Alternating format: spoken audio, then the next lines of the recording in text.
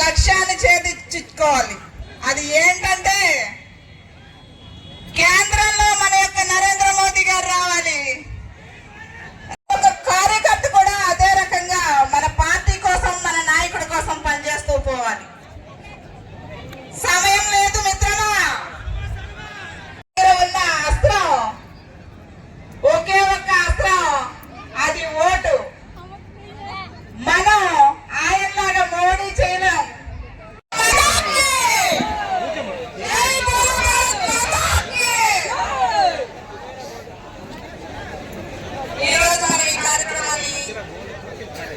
నరేంద్ర మోడీ గారు రాష్ట్రంలో ఇక్కడ కూటమి అభ్యర్థిగా కూటమి లీడ్ చేస్తున్న చంద్రబాబు నాయుడు గారు ముఖ్యమంత్రి కావాలి కాబట్టి నేను సైతం వ్యతిరేక ఓటు చేయాలని ముందుకొచ్చిన పవన్ కళ్యాణ్ గారు ఇచ్చిన పిలుపు మేరకు మనందరం కూడా ఈ రోజు వ్యతిరేక ఓటు చేయనివ్వకుండా మనందరం కూడా కమలం గుర్తుకు ఓటేసి మనం మన బిడ్డల భవిష్యత్తు కోసం ఈ చారిత్రాత్మక కూటమి ఏర్పడింది కాబట్టి మనం అందరం కూడా కమలం గుర్తుకు ఓటేసి, అలాగే ఇక్కడ ఎమ్మెల్యే అభ్యర్థిగా ఉన్న విజయ్ చంద్ర గారిని సైకిల్ గుర్తుపై ఓటేసి గెలిపించాలని, మనకు రావాల్సిన సంక్షేమం అభివృద్ధి జోడెద్దులుగా ముందుకు సాగాలని చెప్పి మీరందరూ మమ్మల్ని ఆశీర్వదించాలని కోరుకుంటూ ఈ రోజు ముఖ్య అతిథి ప్రసంగించబోతున్నారు కాబట్టి దయచేసి మీరందరూ కూర్చుని ఆయన ఏం చెప్తారో విని మీరందరూ కూడా ఇంటికెళ్ళి మీ పిల్లలకు కూడా తెలియజేయాలని చెప్పి, మీ ఊర్లో ప్రతి ఒక్కరికి తెలియజేయాలని చెప్పి కోరుకుంటూ మీ అందరికీ మరోసారి హృదయపూర్వక ధన్యవాదాలు తెలియజేస్తున్నాను.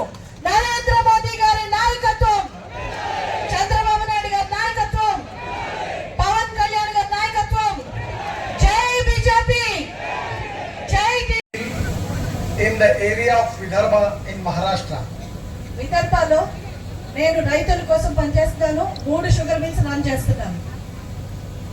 I am coming from the area where we have 10,000 farmers suicides. 10,000 మంది రైతులు సూసైడ్ చేసుకునే ప్రాంతం నుంచి నేను వస్తున్నాను.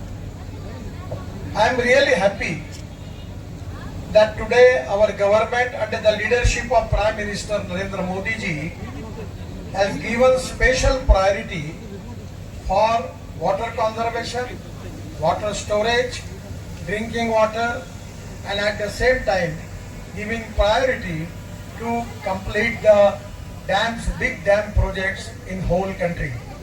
నరేంద్ర మోడీ గారి ప్రభుత్వం నీటి పారుదల కోసం ఎన్నో రకాలైన పథకాలను అమలు చేసి దానికి చాలా ప్రాధాన్యత ఇస్తున్నారుగా మనం చూస్తున్నాం.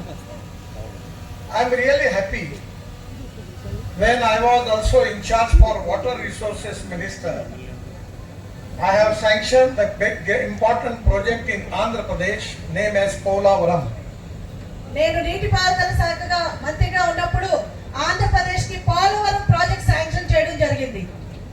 Actually the project cost was 60,000 crore and 4 times I visit on the site of Polavaram when Chandrababu was the chief minister of Andhra Pradesh. 60,000 రూపాయలతోటి మేము పోలవరం ప్రాజెక్ట్ శాంక్షన్ చేశాము. 4 సార్లు నేను ప్రాజెక్ట్ సైట్ చంద్రబాబు నాయుడు గారు ముఖ్యమంత్రి ఉండగా నేను అక్కడికి సందర్శించడం జరిగింది. But I am really unhappy that because of the politics in the state, still the Polavaram is not completed. రాజకీయాల కారణంగా ఈ రోజుకి పోలవరం పూర్తి కాకపోవడం నాకు చాలా బాధనిస్తుంది. Actually at that time the 1300 TMC of water in Godavari is going to the sea. It is a wastage. At that time I planned 3 schemes and that scheme was taking water of Godavari into Krishna into Pennar and Pennar into Kaveri and taking tail end of Tamil Nadu, we can resolve the water problem in the whole South India. ఆ రోజు మేము 1300 TMC నీరు సముద్రంలో కలిసిపోతుందని చెప్పి 3 ప్రాజెక్టులు మేము దానికి sanction చేశాము. గోదావరి నీరు కృష్ణాలోకి, అలాగే పెన్నాలోకి, అలాగే కావేరీలోకి తీసుకువెళ్ళి తమిళనాడులో కూడా వాటర్ డిస్ప్యూట్ రిజాల్వ్ చేయడానికి, ఇక్కడి నుంచి నీరు మళ్లించడానికి మేము ప్రాజెక్ట్స్ చేయడం జరిగింది. It is really a great mistake, planning mistake.